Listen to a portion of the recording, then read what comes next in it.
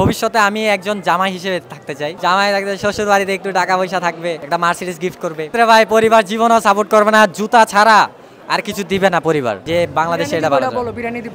হ্যাঁ বিরিয়ানি দিতেছে এদিক দিয়ে। কোরবানি হাটের কিছু দালাল থাকে, ওই দালালদের নিয়ে আসলে ভিডিওটা করব। পাকিস্তানি আর বাংলাদেশি মিক্স ব্রিড বলা যায়, কারণ আম্মু হইতেছে আমার পাকিস্তানি, আব্বু বাংলাদেশি। ছোট থেকে ইচ্ছা ছিল হচ্ছে ইঞ্জিনিয়ার হওয়ার। আমি আসলে বলতে গেলে কন্টেন্ট ক্রিয়েশন স্টার্ট করছি 2017 কি 18 দিকে। তো এর আগে হচ্ছে আমি নর্মালি কিছু ইন্ডিয়ান ক্রিয়েটর আছে, যেমন বিবিকি ভাইন্স, আশিস চাঞ্চালানি, দেন বাংলাদেশের মধ্যে হচ্ছে সালমান মুক্তাদির। তো এদের কন্টেন্ট মোটামুটি দেখতাম, তো দেখে আর কি ইচ্ছা করতো যে ওদের মতো ভিডিওস বানায় বা এরকম। তখন থেকে আসলে ফানি ভিডিওতে আর কি ঢোকা। তো এই হচ্ছে আমার, এরা হচ্ছে মেনলি আমার ইন্সপিরেশন বলা যায়। না আমি হচ্ছে আপনার আশেপাশে কি হচ্ছে না হচ্ছে ওটার উপর ডিপেন্ড করে, ওই সিচুয়েশন ওয়াইজ এটা একটা স্ক্রিপ্ট রেডি করে দেন হইতেছে প্রমোশনে ঢোকায়। বাট এমন না যে আমার প্রত্যেকটা ভিডিও কিন্তু প্রমোশনাল, এমনও না। কিছু কিছু ভিডিওস আমার এমনি আমার নিজের হয়, আবার কিছু হয় মানে প্রমোশনাল। সো ব্যালেন্স থাকে আর কি, প্রমোশনাল নিজের সব কিছু ব্যালেন্স রেখেই করতে হয় আর কি। ছোটো থেকে ইচ্ছা ছিল হচ্ছে ইঞ্জিনিয়ার হওয়ার, ওটা ফলো করেছিলাম, ইভেন যথেষ্ট ট্রাই করছিলাম, বাট হয় নাই। কন্টেন্ট ক্রিয়েশনের প্রতি আলাদা একটা টান ছিল, যেটার কারণে আজকে এতটুকু আশা আর কি।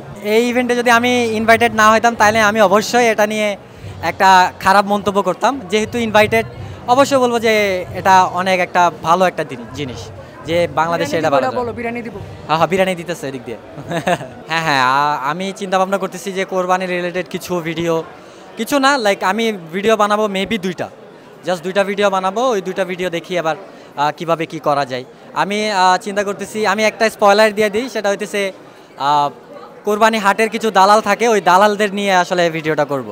সো আমি একজন দালাল হিসেবে আর কি ভিডিওতে রোল করব। ভাই এই ক্ষেত্রে ভাই পরিবার জীবনও সাপোর্ট করবে না, জুতা ছাড়া আর কিছু দিবে না পরিবার। তো এই জিনিসটা হইতেছে যখন স্বাভাবিক, এটা যে কোনো কিছু ক্ষেত্রে, যখন যে কোনো কাজে যখন আমি কোনো আউটপুট যদি ফ্যামিলিকে দেখাইতে পারি, দেন তখনই ফ্যামিলি আসলে সাপোর্টটা দেখায়।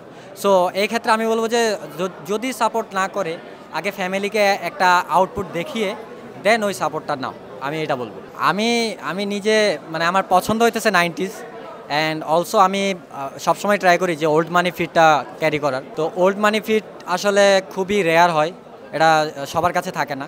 সো আমার জন্য ওল্ড মানি ফিটটাই বেশি মানে সুন্দর লাগে, যার কারণে আমি সবসময় ট্রাই করি যে না আমি নিজেও এই জিনিসটা ফলো করি, অ্যান্ড এইসব কিছু কাপড় চোপড় আমি কালেকশন করি এরকম আর কি। পাকিস্তানি আর বাংলাদেশি মিক্স ব্রিড বলা যায়, কারণ আম্মু হইতেছে আমার পাকিস্তানি, আব্বু বাংলাদেশি।